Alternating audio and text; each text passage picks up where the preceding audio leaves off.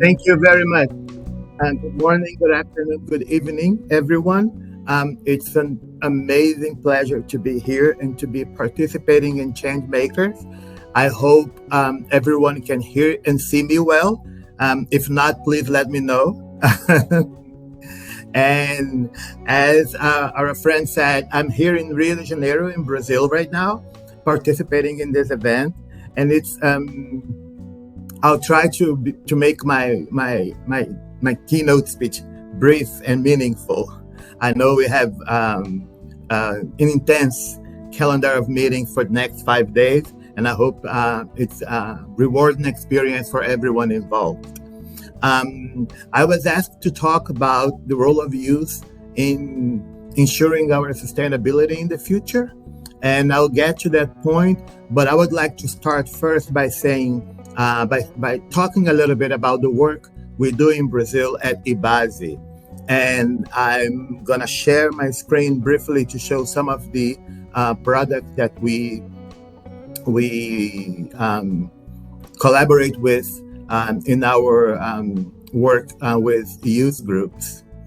So here in IBASE, we work mostly with youth who live in impoverished areas in Rio de Janeiro, both in central areas, but also in the outskirts of the city. And we also connect with youth living in other parts of the country, living in similar areas.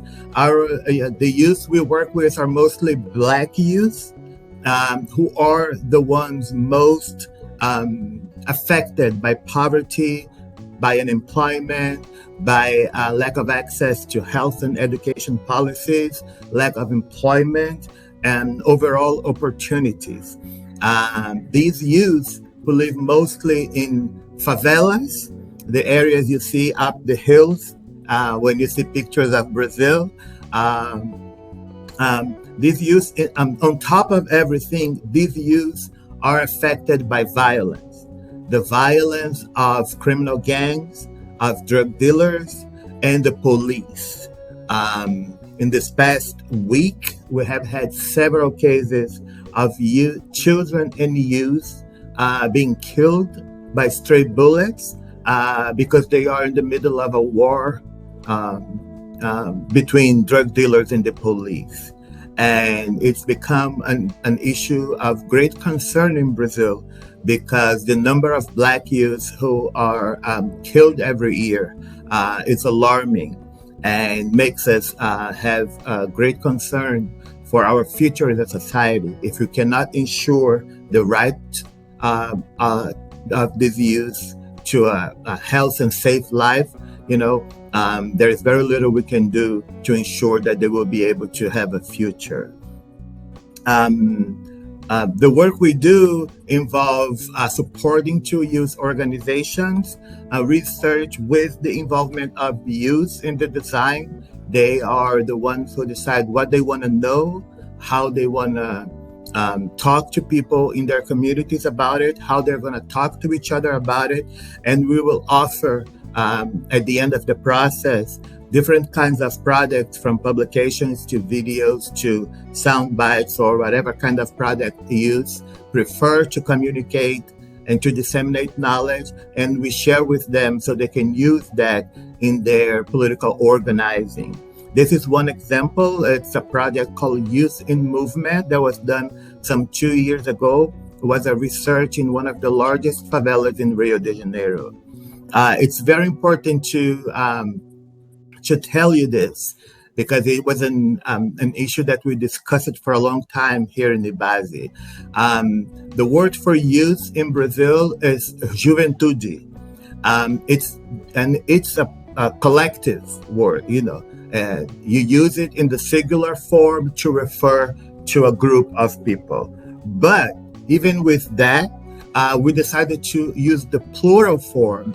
So we added an S. So as it's the same that if you were to say youths in English, because we acknowledge that within that concept of youth, of juventude, you have an enormous diversity, an enormous plurality, and the experience of those different groups within the youth group is not the same.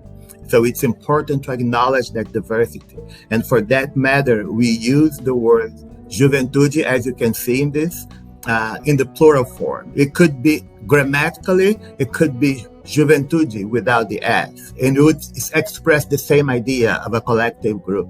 But we decided to use the plural form because it's important to acknowledge that the diversity within youth is key, and it's a very important issue for themselves. They like to be acknowledged in their different particularities and different situations. So not all youth are the same, and not all youth have the same experiences. In this particular project, we were dealing with youth in urban areas, in cities, in Rio de Janeiro. In this next two slides, we're talking about culture in a large impoverished area around Rio de Janeiro. We call them dormitory cities because this is where most of the working class lives in, and they come in and out of Rio to work. And also the issue of gender and the concerns and needs and the importance of participation of young women.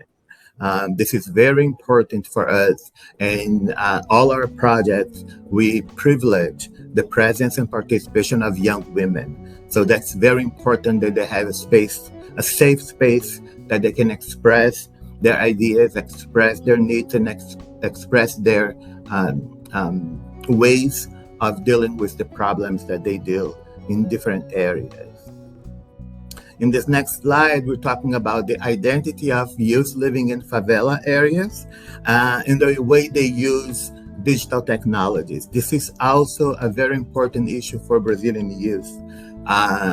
Even if they are disenfranchised and sometimes excluded from several areas, they are heavy users of digital technologies, even within the limited means they have.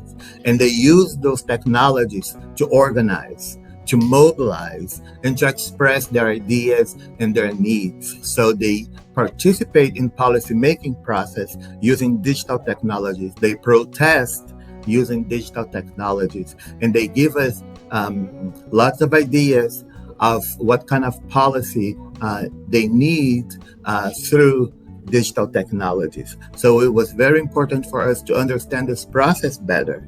And I think it's when we discuss digital technologies and the issue of digital rights, it's very important to acknowledge the presence of youth, especially young women, because they are also the victims of attacks and of violations within digital spaces. And we wanted to understand this better, and we want to reinforce, strengthen their capacity to use those digital technologies for their own improvement and for their own good. And lastly, this is an idea this is a picture of our youth participating in our survey processes.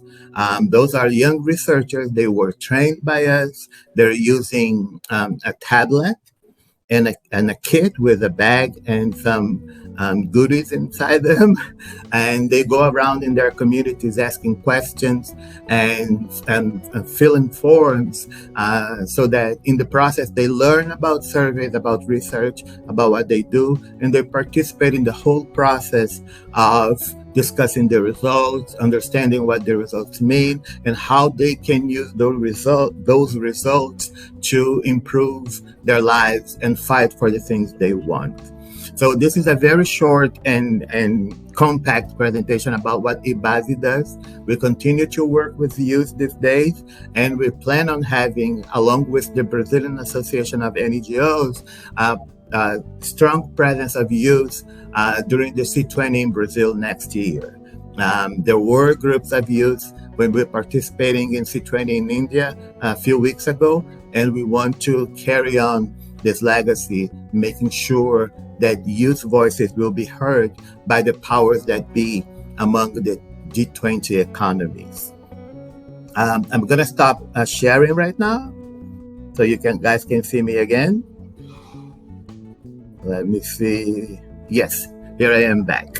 So continuing very quickly, I'm going to talk about the sustainability issues, and it's very important that we understand when we talk about empowering youth and ensuring sustainability, how that takes place in the global south, right? So, as you know, the global south, the poorest countries, are the ones suffering the most from the environmental and the climate crisis.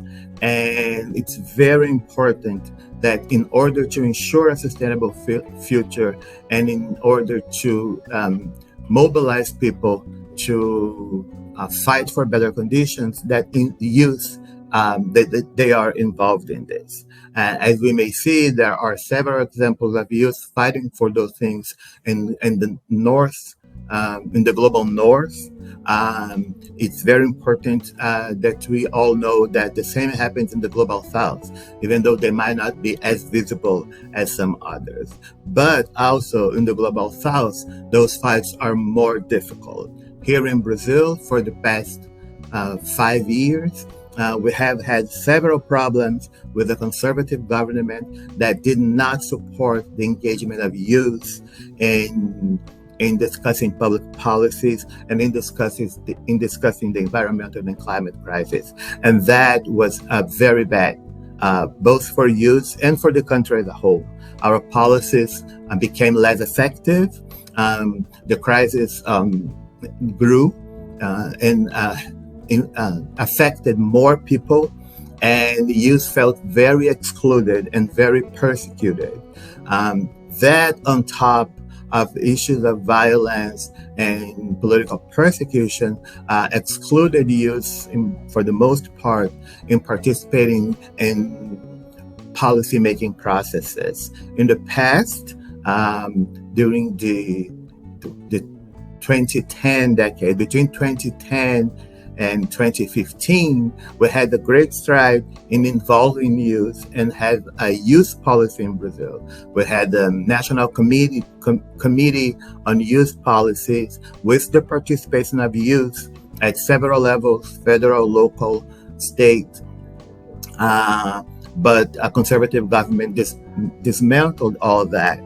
And it's very important now that we are putting Brazilian democracy back on track, that we bring youth back, or that we open space for youth who is out there organizing and protesting, that can get more involved in politics, and they can have a say in the way the future is going to be for them and for us. The struggle for a sustainable future is a learning ground for all youth. This is very important. The reason why they should participate is because they learn about their lives and about the country's conditions when they participate in this struggle. And when a sustainable future is questions about a sustainable future is put before them, they take those chances to learn. And we learn from them as well, because they always have the boldest and the craziest ideas that sometimes we old folks do not have the courage to have. This is very, sometimes it's very rewarding and exciting as well. So those youth who are members of disenfranchised communities and who will suffer the most with the environmental and climate crisis, those are the ones who are being prevented from participating in the discussions about a sustainable future. And those are the ones who need to participate in it the most, so that they can learn better and they can help us ensure a better future, not just for them, but for all of us. Brazilian youth, as I said before, are the ones most excluded today from the job market, for instance. And I believe that happens nearly everywhere else in the planet.